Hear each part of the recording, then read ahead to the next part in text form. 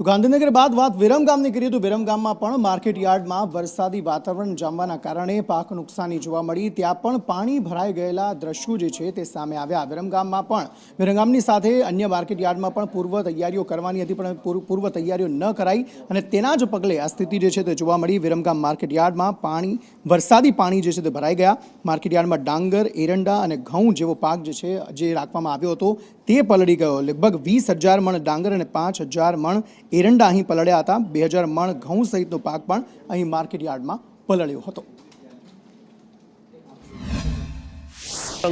સંકેલાતા આવકના પ્રમાણમાં અત્યારે ડાંગરની, એરંડાની, ઘઉંની એ બધી આવક પુષ્કળ પ્રમાણમાં હોવાથી માલ લેવાતા છતાં પણ લગભગ તમે પાછળ જોઈ શકો છો એ પ્રમાણે ડાંગર લગભગ 8,000 થી 10,000 મણનું નુકસાન આવે એવું છે। પડી રહેલો માલ તમે જુઓ છો ને પાણીમાં દેખાય છે, ઊભી બોરીઓ પલળી ગયેલ છે। એરંડા તમે જુઓ તો ઢગલો હોય છતાં સામે તમે જોઈ શકો છો કે વેપારી પોતે લઈ શકે છે એમ, અને પાણી આખા માર્કેટ યાર્ડમાં ભરાઈ ગયેલ છે।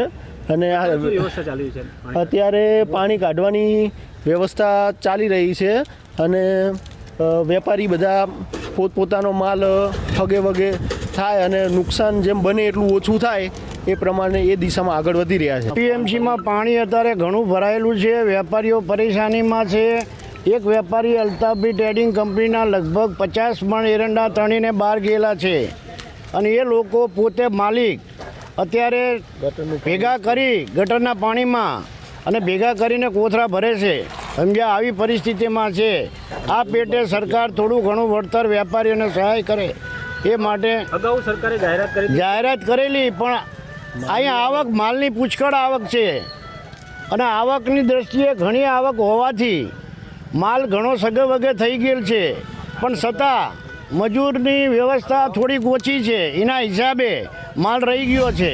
હવામાન ખાતાની આગાહીને લઈને સમગ્ર ગુજરાતમાં ઠેર ઠેર જગ્યાએ કમોસમી વરસાદ ખાબક્યો છે। આપ જોઈ શકો છો, હું તમને દેખાડવા માંગીશ કે જે વિરમગામ એપીએમસી જે માર્કેટ યાર્ડ છે તેમાં વહેલી સવારે જે વિરમગામ પંથકમાં જે વરસાદ ખાબક્યો, જેના કારણે વિરમગામ જે એપીએમસીમાં જે ખુલ્લામાં જે ઘઉં, ડાંગર સહિત જે એરંડા સહિતનો જે પાક છે તે ગઈકાલથી જે લેવાની વ્યવસ્થા ચાલી રહી હતી, પરંતુ થોડો ઘણો જે માલ જે આપ જોઈ શકો છો જે ખુલ્લામાં પડ્યો છે તેને તાટપત્રીથી પણ ઢાંકવાનો પ્રયાસ કર્યો છે, પરંતુ એકાએક જે વરસાદ ખાબક્યો જેના કારણે અત્યારે હાલ એપીએમસી માર્કેટમાં કમોસમી વરસાદી પાણી ભરાયા છે। અને બીજી બાજુ અત્યારે વેપારી દ્વારા જે ખુલ્લો જે માલ છે તેને ઢાંકી અને બીજી બાજુ વરસાદી પાણી જે છે તેને નિકાલની પણ વ્યવસ્થા અત્યારે હાલ કરી રહ્યા છે। બીજી બાજુ વિરમગામ શહેરમાં અગાઉથી જ અત્યારે ડાંગર, કપાસ સહિતના જે પાકો છે તેની પુષ્કળ પ્રમાણમાં આવક જોવા મળી છે। બીજી બાજુ ખેડૂતો કુદરતનો જે આફત છે તેને લઈને અત્યારે મોટા પ્રમાણમાં અત્યારે નુકસાનની ભીતિ સેવી રહ્યા છે। પિયુષ ગજ્જર, સંદેશ।